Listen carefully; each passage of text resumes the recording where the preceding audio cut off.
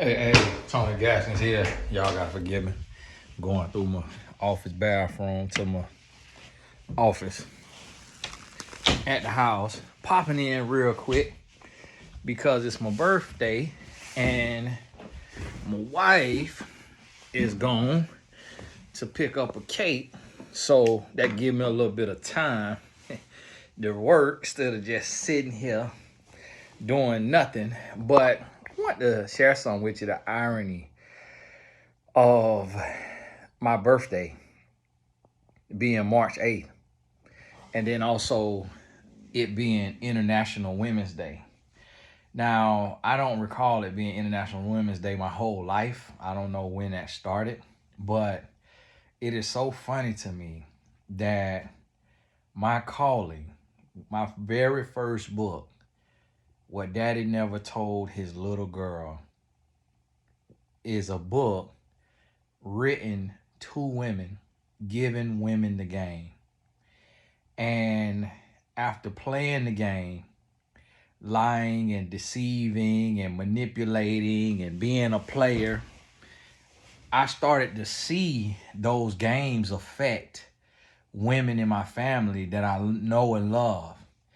And as I was looking at the games that they were falling for, I'm like, this stuff is so elementary. I'm like, how are y'all falling for this? Like, how are these guys getting over on you? And then I thought about it. I'm like, well, Tony, you was getting over too. You doing the same thing.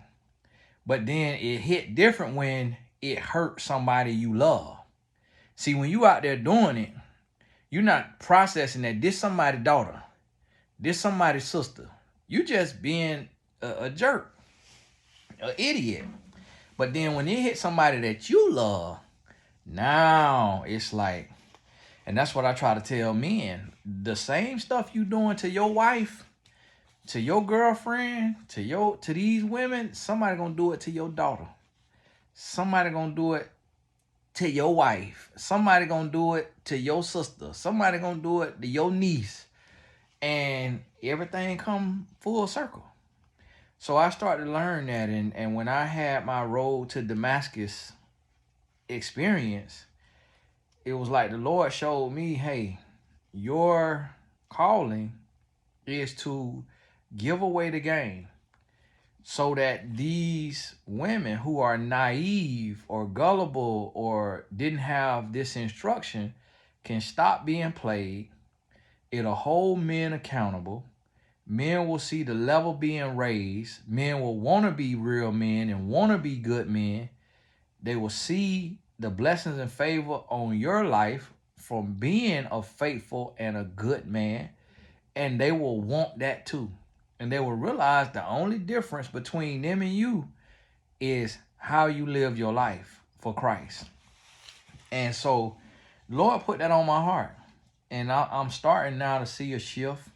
Yes, we still got the red pill community and a lot of toxicity out there from guys who are butthurt by a woman or women for different reasons. But we're seeing a shift. We're seeing a shift and it's happening. And I just thought that's the funniest thing to me, that I on a large scale, like as far as going viral and all of that, I became the first Black American relationship coach for women in the country to go viral. Then after that, everybody else started to, go viral and build. And I would say 90% of the people in the space came in because it looked cool and it looked like it's money and they came in for attention. When I got started, there was no attention, there was no money, there was no touring, there was no books, there was none of that. Steve Harvey became like famous for Act Like a Lady, Think Like a Man, but that was 2 years after I published What Daddy Never Told His Little Girl. And I don't say that to brag, but I say that to say that this definitely is the work of the Lord. And I wouldn't think that other than the evidence, other than women writing me every day telling me how the messages that God has given me to share online has touched and changed their life. And it's been in the last month, it's been several women who have wrote me and said that they followed everything that I said do, and now they are married to the love of their life. And I don't ask them for an interview. I don't, because I also understand spiritual warfare, so I don't want to put nobody in no limelight just to pat myself on the back. I just not saying that on here, but I don't screenshot it and post it or try to brag about it or nothing like that, because I really don't even fully process it, because you just can't do that when you mission driven. You can't really get caught up in the applause, because you also get caught up in the criticism. And so I just let it all roll off and just keep doing the work. But wanted to pop on here real quick. I see I had just texted my wife this random Instagram video. I see she wrote me back, so I'm gonna hop on off of here. But I want to ask you, the one thing I want to also ask you, I post this in my on the community page, is if you feel led, we are raising funds through my 501c3. That's nonprofit, tax exempt status, raising funds for the boys program. Now, the boys program, we actually meet tomorrow, and what I'm using is sport. I'm using basketball to reach these young men. And then from there, we'll spread to more young men, because they love sports. And so I'm using that to teach them how to be men, how to be husbands, fathers, and walking them through. And so this summer, we have 4 out-of-state trips. And then right now we have 2 other in-state. And we may add 2 more trips, maybe 1 more out-of-state, 1 more in-state, and it could go from there. And with this program, is they have a online academy, and we have in-person sessions with them and their parents. But here's the thing that I'm doing that's different than other travel basketball teams. If you play travel basketball, then you know this. For one, travel basketball has a fee. My team has no fee. There's no sign-up fee. 2, travel basketball, you have to pay for the players' travel. And the parent paid for the players' travel, and the parents pay the tournament fees as well. Well, in this, we pay, the nonprofit pays the tournament fees. The nonprofit pays for the flights. So each trip will cost us around $20,000. And we got 4 of those. So you already, and the reason why is because we taking the player, a parent, in some cases 2 parents, and in some cases more if they have certain family members that can't be at home by themselves or can't be left. We take care of the player and family. The coaches don't have to pay anything. We take care of the coaches. So the flights, the hotel, the food, the experiences, and the excursions. So it's something that has never been done before on that level, other than by the major shoe companies.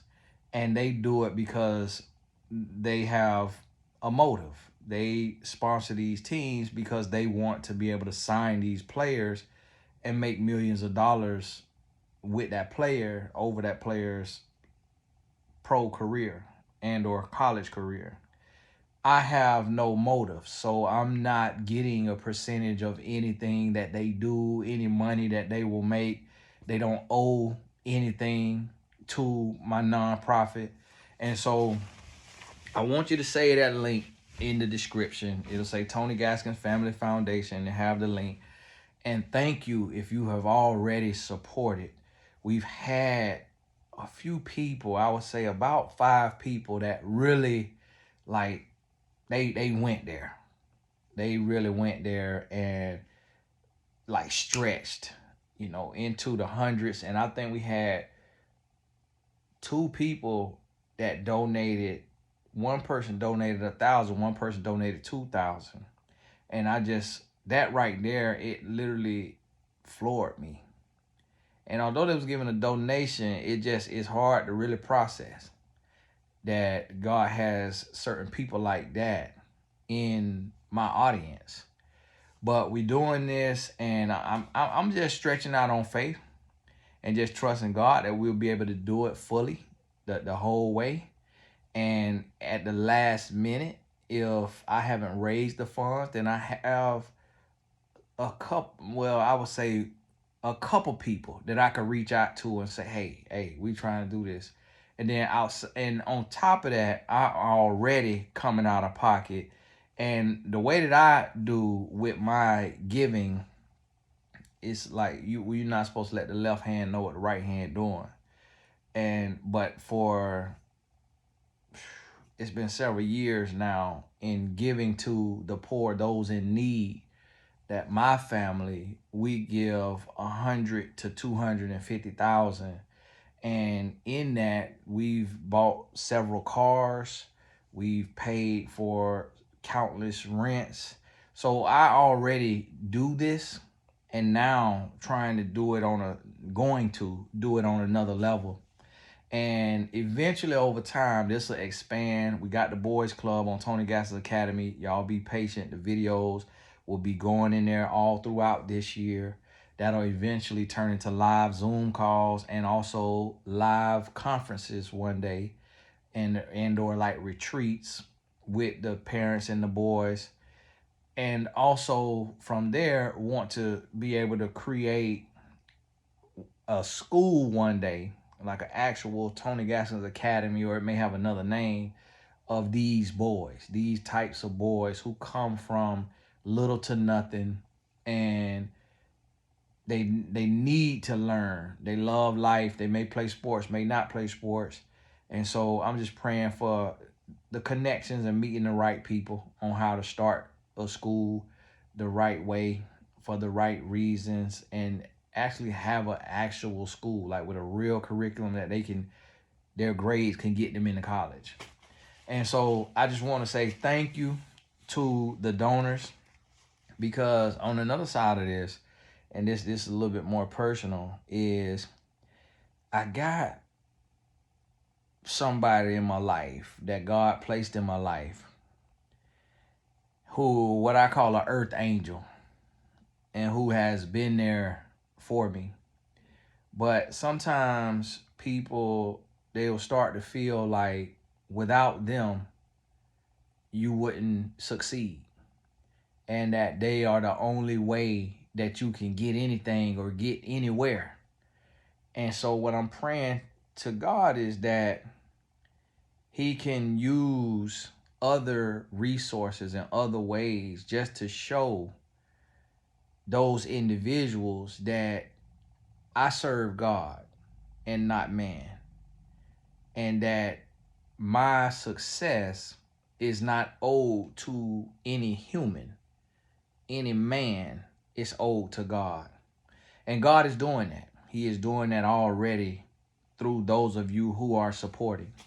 And so I want to put this out there, and I've been building my brand for 15 years and have never done this, never raised funds for my 501c3 through the internet. This is my third 501c3, because the first two, I never did anything with it really in a real way, because I spent the first 40 years of my life building me, building my brand, building my businesses.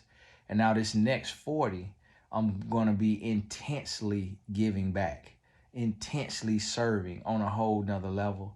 And I know the devil already try to bring haters and bring this and that to get in the way and all that.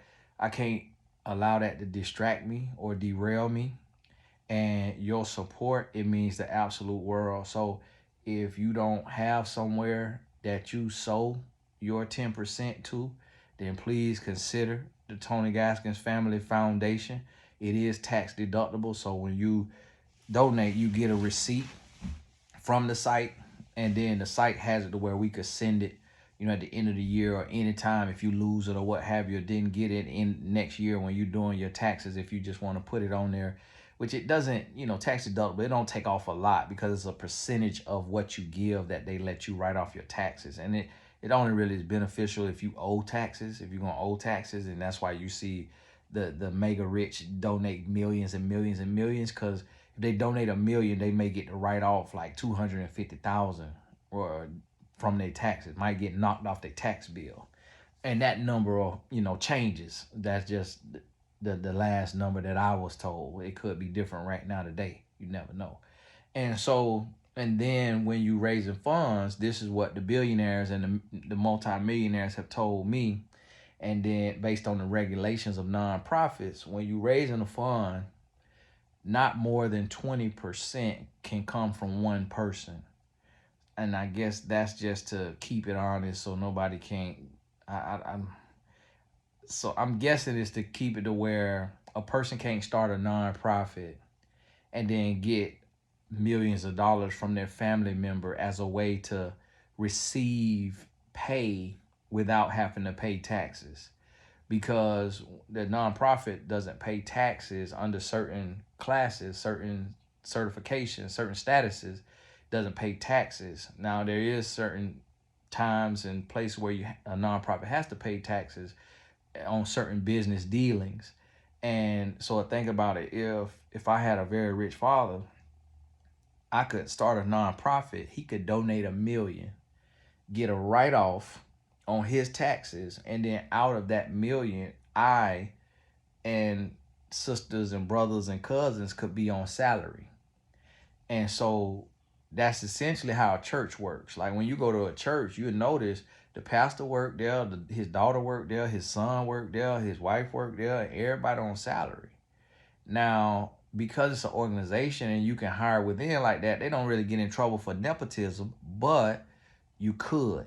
And so that's why we have to expand the reach, instead of just me going to a billionaire that I know and saying, hey, can you fund this whole summer program? I have to spread it out so that when the government looks into it, they see, oh, they did this right here. This is how the funds were used, but they had 100 donors or 500 donors or 1,000 donors. Okay, this legitimate, this above board. It ain't money laundering or anything like that. So, hey, just wanted to share that with you, the irony of my birthday. And then two, what you're gonna hear me, you're gonna get sick and tired of me mentioning this. And the reason why is just the burden is so heavy, the load is heavy. I gotta mention it. And so I gotta talk about it, just because of what we got going on. And I know that if I don't mention it every video about the nonprofit, the boys program, it's gonna come to where we got to get on these flights and funds ain't there, and then I gotta go to them and say, man, we can't do this. And I just can't let that happen. So I'm at least doing my part to say, Lord, if it's in your will to bless it, to touch the hearts of my supporters, to donate $1, $2, or whatever you lay on their heart, at least I said it and I did my part. And wherever we land, that'll tell me this is what you trust me with, or this is what I need to be doing it on this level instead of on this level or this level or this level. I'm gonna just let your hand tell me what we ought to be doing. But hey, God bless you. My gate just called me up my neighborhood, so somebody trying to get in here to deliver something. God bless you. We'll talk soon.